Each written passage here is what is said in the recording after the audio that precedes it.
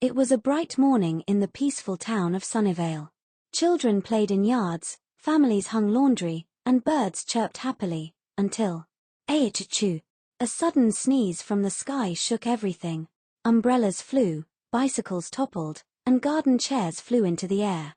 High above floated Coco, a small, chubby cloud with a tickly nose and a very big heart. Oops! I sneezed again.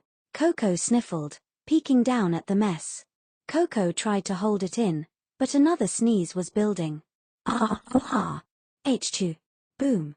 A fruit stand flipped over. Bikes crashed into bushes.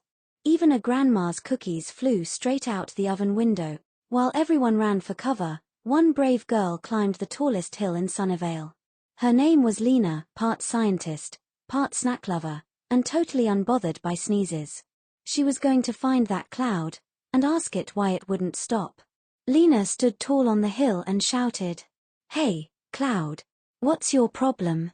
You're sneezing the whole world apart."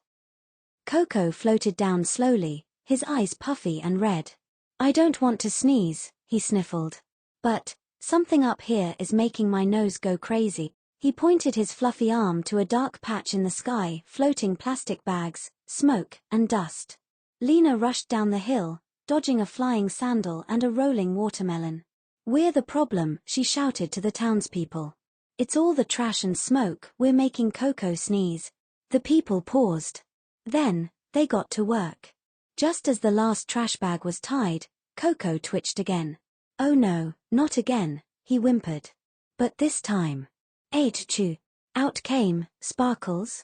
Colorful bubbles floated through the sky, flowers bloomed instantly, and everyone's hair got fluffier. From that day on, Coco only sneezed when someone made him laugh too hard. And the town? They stayed clean, just in case. Plus, no one complained about surprise flower showers anymore. Lina even started a business, cloud-proof umbrellas guaranteed to sparkle.